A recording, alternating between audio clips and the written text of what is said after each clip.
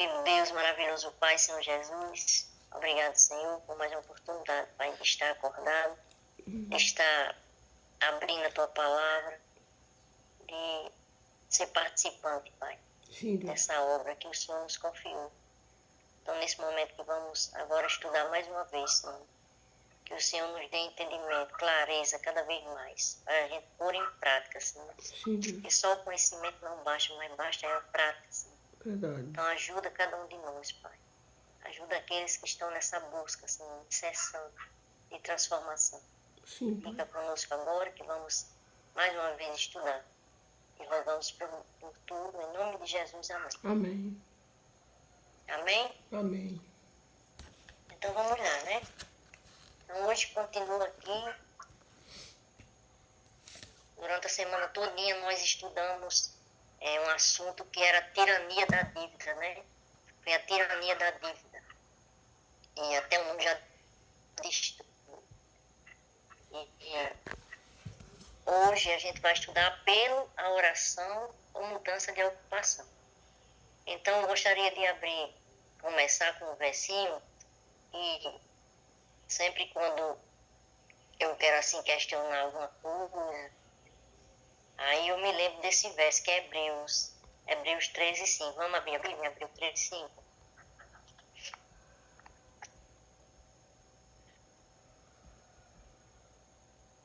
Amém? Diz assim: seja a vossa vida sem avareza, contentai-vos com as coisas que tendes, porque ele tem dito, de maneira alguma te deixarei, nunca jamais te abandonarei. Então aqui a gente vê Deus falando que a gente deve ser pessoas contentadas, ter contentamento com as coisas, né? E nós sabemos que a dívida é uma coisa tão tirana, que é uma cilada de Satanás. A gente estudou os assuntos sobre especulações, né, que o inimigo coloca para as pessoas tentar ganhar o dinheiro fácil, né? E a gente sabe que a dívida ela enfraquece, ela desanima, ela leva você a querer até tirar a própria vida, né? Então vamos começar aqui lendo, porque Ellen White faz um apelo, ela faz um apelo à oração, um apelo de oração para nós, né? Para nós, aqueles que estão nessa situação. Porque quando Rosângela estava pregando, aquela pregação de Rosângela foi maravilhosa, né? E eu era me lembrando, assim, das coisas passadas realmente, que a dívida faz na nossa vida. E até ela citou, ela deu um exemplo, assim, de quando o pai dela se saiu da dívida, né? O ano todinho para receber o 10º, tudo, para poder sair e começar tudo de novo. Então, pessoas tiram até a vida, né, por causa de dívida. E Satanás, ele vai usar, não é só a pessoa de fora, é o de dentro, é o povo de Deus realmente, porque pode até ele estar com esse pensamento assim, se eu tivesse mais um pouquinho de dinheiro, eu queria ajudar mais, eu queria cooperar mais. E é nesse ponto aí que muitos vão cair, certo? Por isso que Deus, ele nos dá essa luz agora, gente, desse livro, que é para cada vez mais clarear a nossa mente. Então vamos começar a ler aqui. Ellen White diz que tempos tempestuosos estão à nossa frente, e o Senhor aceitará todo aquele que com ele cooperar. Ponham em prática a renúncia ao sacrifício próprio. Considere cada movimento cuidadosamente com oração. Então ela nos exorta a orar, né, a orar mais, porque não é fácil, né? Tem pessoas que estão nessa situação de cartão de crédito, de todo mundo, e ali vai enfraquecer na fé. Ela diz mais: andem mansamente perante o Senhor. Então devemos ter dedicação a Deus e fazer caminhos retos para os nossos pés, para que o coxo não se desvie do caminho. Então ela nos exorta a orar, a andar no caminho reto, né? No Salmo 119, 105 fala que lâmpada para os meus pés é a tua palavra e luz para o nosso caminho, né? Então nós devemos saber que caminho realmente devo seguir, qual é o caminho que a gente está trilhando, porque existem caminhos que você pense que está fazendo até a coisa certa, né? querendo ir por aquelas veredas, e há caminhos, como lá em Provérbio diz, 14:12, que há caminho que a homem parece reto, né? Mas no fim, ao cabo, é caminho de morte. Por isso que a gente deve vigiar, orar, e em muitos casos ter essa mudança de ocupação também, né? Como ela falou aqui no tema. Eu fico pensando assim, Senhor, como é bom esse livro assim da gente ler, e eu fico me perguntando às vezes, né? Será que se não fosse esse momento que a gente tem aqui na madrugada, na manhã, na madrugada, de buscar, de ler essa leitura mais assim ao ponto, será que se não fosse dessa forma a gente iria ler esse livro?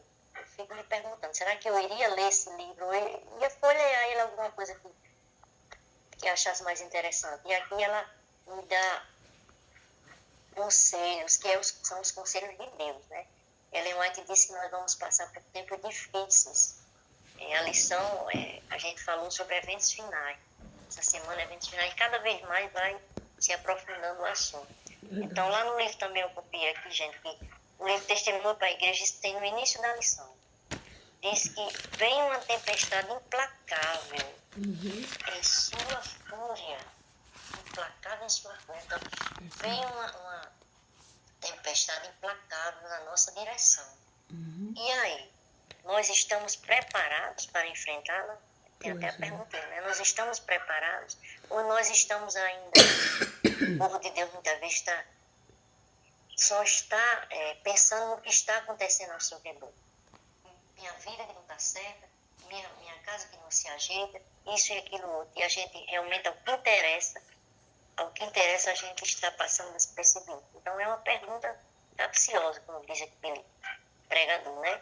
Então, Ellen White escreveu esse capítulo todo referente a um comportor, né? Um comportor que estava passando por essa situação. E ela escrevia essa carta, mas que é para nós, né? Para o povo de Deus. E aqui, vamos ler aqui na página 212, liberdade pela autorrenúncia. Então, nós temos que renunciar. Por isso que o verso primeiro diz que a gente precisa se contentar com o que tem. Se contentar com o que tem, né? E, às vezes, parar de dizer assim, é porque fulano é abençoado, eu não sou abençoado, eu quero...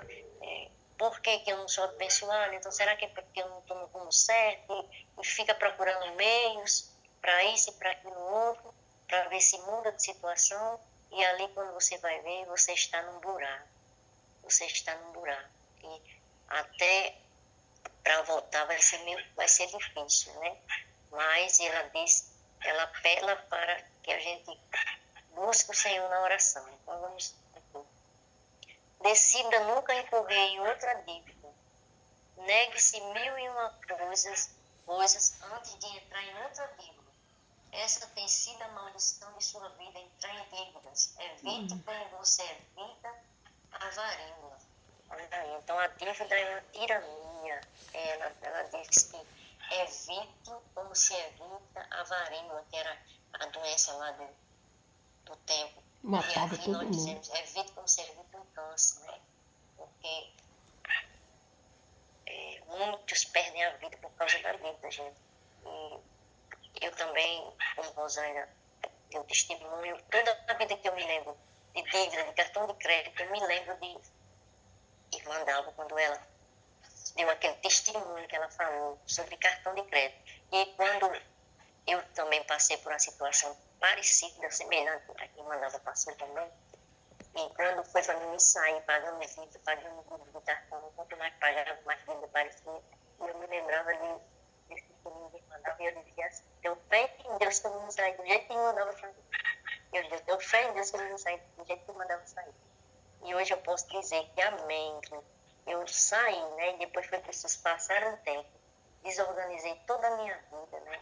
Toda a minha vida financeira. A gente fica infiel a Deus, né? Que a gente fica infiel a Deus com tudo isso desorganizado. Mas foi preciso eu passar por isso, sofrer, para poder aprender, né? Então, se evitar é melhor. Se evitar é melhor, porque não vai passar pelo sofrimento, pelas consequências, né? Então aqui diz, faça com Deus o pacto solene de uma bênção dele, com a bênção dele, pagar suas dívidas e a ninguém dever coisa alguma, ainda que tenha de viver pão e água. Então ela diz, ainda que tenha de viver pão e água, faça um pacto com Deus, né? E a gente, aquele verso Romanos 3:8, que diz que a gente só deve o amor, né? Que a gente não é para dever coisa alguma a ninguém, só é para dever o amor. Isso aí a gente está sempre em dívida, porque a gente precisa amar mais, muito mais, né? Então, negue o eu, ao menos quando está rodeado de dívidas. Não vacile, não desanime, nem desista. Negue seu gosto, negue a satisfação da virtude. Economize seu dinheiro e pague suas dívidas. Esforce-se para pagá-las o mais depressa possível. Quando você puder se apresentar novamente com a pessoa livre, não devendo nada a ninguém, terá alcançado uma grande vitória. Amém. Olha aí, então, a coisa mais linda do mundo é você estar livre, você andar livremente, de não saber que tem um cobrador, de saber que tem uma pessoa que... Eu sempre, quando eu fui cristã, eu fiquei nessa, eu disse, meu Deus, eu passava situações que eu devia, e eu ficava, às vezes, me escondendo, tá entendendo? Me escondendo, assim, achando que aí eu vou ver aquela pessoa que eu estou devendo, Senhor, e aí eu dizia, meu Deus, quando é que eu vou me livrar disso, Senhor? Mas foi muita oração, gente, muita oração. E hoje eu sou uma pessoa livre, que eu posso andar livremente. Por quê? Porque não tem cobrador na minha porta, não tem pessoas para que... Porque nessa época, eu cheguei ao ponto de querer tirar minha vida, porque eu não via meio de pagar aquilo ali, tá entendendo? E passava, eu não era evangélica nessa época, foi muito bem antes de eu ser evangélica, e depois a gente também teve vamos dizer assim, na época de empréstimo, né? Empréstimo que Ronaldo também fez esses empréstimos e a gente se ficou demais na dívida e toda a nossa vida espiritual foi de água abaixo porque a gente estava infiel em tudo. Porque se a gente estava devendo, ela fala aqui no livro que mesmo que você deva, mesmo que você tenha dívida, você tem que ser fiel. Você tem que ser fiel, tá entendendo? E eu colocava aquela dívida à frente, por isso que eu passava por provas. E não, nada resolvia. Então, na própria hora que nós botamos assim, Deus em primeiro lugar, dizendo assim, eu vou devolver a parte que é de Deus. E o resto é resto. O resto é resto. Então, Deus, ele faz a obra. Isso eu tenho por certeza. E às vezes eu digo isso a Ronaldo, pode ficar sem pagar e Deus mostra. Deus mostra, certo? E eu dizia isso a Ronaldo, e aqui Deus tem nos honrado. Deus tem nos honrado. E nós passamos a ser pessoas livres, né? Então ali, lá em Mateus 20, aqui diz assim, dai a César o que é de César, né? Mateus 22:21. Alguns são cuidadosos quanto a não dever coisa alguma a ninguém. E pensam que Deus não pode exigir deles enquanto todas as suas dívidas não estiverem pagas. Aí é aquele pensamento que passava na minha mente. Né? Eu dizia assim, mas eu estou devendo, Deus sabe que eu estou devendo. Primeiro eu tenho que organizar a minha dívida. Depois eu passo a ser fiel. Olha aí a bobagem que passa no ser humano, gente. E eu via que a situação não melhora. E a situação não melhora. Então, quando você decide ser fiel, não importa o tempo que for, mas Deus vai honrar a sua promessa, porque Ele é esse Deus. Ele quer essa obediência de nós, Ele quer que a gente negue o próprio eu, Ele quer que a gente diga assim, não, agora eu quero mudar, agora eu quero ser fiel. E Ele vai honrar com tudo. Todos devem levar ao Senhor uma oferta agradável. E os que têm dívida devem retirar a quantia que deve do que possui e dar uma parte proporcional do restante. Entendeu? Então, é uma questão diferente? Porque, às vezes, nem sobra, vamos dizer assim. Ela falou da parte do restante, né? Do restante. E é sua fidelidade a Deus, porque ficou aquele pouquinho que vai suprir a sua necessidade. Ali é o que ficou, né? E ali você precisa ser fiel naquilo. Verdade. Você precisa levar o que é de Deus. E muitas vezes não vai sobrar, né? E é onde Deus, você nega o eu, você vai negar o seu eu, você vai confiar. Porque ser fiel é uma questão de confiança.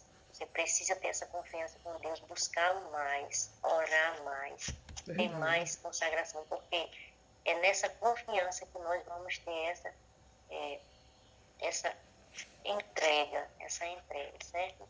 Então Deus quer que nós tenhamos uma vida honesta, né? Por isso que Ele nos orienta, Ele dá essa chance, Ele diz assim, se prepare, você tem a luz, então você precisa viver essa luz. Lá em Provérbios 23, que foi o início, né? O início da lição, o verso principal que diz, compre a verdade e não a venda. Compre a sabedoria, né? Compre a sabedoria, compre o entendimento. Então, isso aí é o que a gente deve querer comprar, porque esse aí é o que leva a juntar tesouro no céu. A sabedoria, a verdade, o entendimento, e não a venda. Então, muitas vezes, nós estamos ligados em comprar, e você adquire aquela dívida de uma forma tão leviana que depois você vai refletir, Senhor, eu poderia ter feito diferente, como é que pode? Eu tinha isso, comprei aquilo. Então, é um assunto que mexe demais com a vida dos irmãos, né? Porque a gente precisa ter sabedoria, ter entendimento para saber realmente se aquilo eu necessito daquilo mesmo, né? E Deus é tão maravilhoso, gente. Eu tenho testemunho demais, não dá para contar porque o tempo já está encerrando. Mas quando eu pensava em comprar uma coisa, quando vinha no meu pensamento, que às vezes eu chorava, eu dizia assim, Senhor, eu só pensei, eu nem pedi ainda, eu só pensei e o Senhor mandou aquilo ali para mim, tá entendendo? Ele via a necessidade, não era nem a necessidade, era o desejo, né? Assim, eu queria aquilo ali, ai Senhor, eu queria tanto aquilo ali. E quando eu ia ver, alguém me presenteava. Alguém me presenteava, que às vezes eu dizia assim, eu tenho até vergonha de quando eu chego lá e mamãe dizia assim, eu ganhei, porque às vezes mamãe dizia até assim, ganhou mesmo, Deus? Certeza você ganhou, porque ela sabia que eu era compradeira, né? E eu dizia, ganhei, mamãe. Ganhei, mamãe. Eu dizia assim, ganhei, mulher, a senhora nem acredita. Por quê? Porque eu tinha esse passado de não ver nada, não poder ver nada, comprar tudo, sabe? E hoje eu nunca faltou uma roupa, nunca faltou um calçado, né? Eu ando arrumadinha, como dizem os outros, né? E eu não preciso estar gastando, eu não preciso estar com essa dívida extrapolada por cima da cabeça, sem poder botar a cabeça nem fora. Então é esse o conselho de Deus para nós, né? Nessa manhã, em que a gente cada vez mais acredite nesse Deus que é um Deus que é o dono do ouro da prata e pode nos dar tudo que a gente necessita, né? Então vamos orar? Amém. Pai querido, Pai de amor e de misericórdia, Senhor Jesus, eu te agradeço, Pai, porque o Senhor tem sido bondoso para conosco, Pai. Amém, Não Deus. só comigo, eu tenho certeza que cada um aqui que está ouvindo, Senhor, tem bênçãos para contar em relação a isso, Pai. A esse assunto de cartão, de dívida. Muitos têm de empréstimo também, Senhor. O inimigo tem laçado famílias, Pai, laçado Verdade, Deus. irmãos, Pai, com esse movimento de fazer empréstimo, Pai. De ficar Verdade. endividado, Pai. Com o intuito de sempre fazer mais alguma coisa, Senhor. E o Senhor diz na tua palavra, contentai-vos com o que você tem que dá para passar. Porque esse mundo aqui é passageiro, Senhor. Sim, Deus. Então a gente precisa juntar tesouros no céu, Senhor. Verdade, Deus. Onde a traça nem a ferrugem corrói, Senhor. Sim, E às Deus. vezes a gente ainda está ligado a esses bens aqui, Senhor. Então nos ajuda, Senhor. Tudo é no tempo certo, meu Pai. Tudo é no tempo certo. E o Senhor dá bênção àquele que é fiel, Senhor. Verdade, Deus. Então ajuda cada um de nós a ser fiel, Pai. E as bênçãos vêm de uma maneira que você enche o seu celeiro que transborda e você dá para ajudar alguém, meu Deus. Você diz Verdade. assim, hoje eu estou tendo a bênção para ajudar. Sim, Deus. E isso vem de ti, não é de nós, Senhor. Verdade, Então, Deus. obrigado, meu Pai. Só temos a te agradecer. Sim, Deus. Obrigado por tudo, mas precisamos ainda melhorar muito. Verdade, Deus. Precisamos, tu sabes, cada um de nós, como ainda precisa mudar. Sim. Então, nos ajuda nessa mudança, Pai.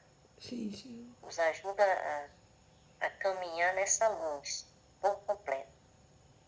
Fica conosco mais uma vez, assim, na programação que vem aí adiante, Pai. Que nós Sim, possamos Deus. nos deleitar na Tua presença e junto com os irmãos. Obrigado por tudo. Em nome de Jesus te agradecemos. Amém. Amém. Amém.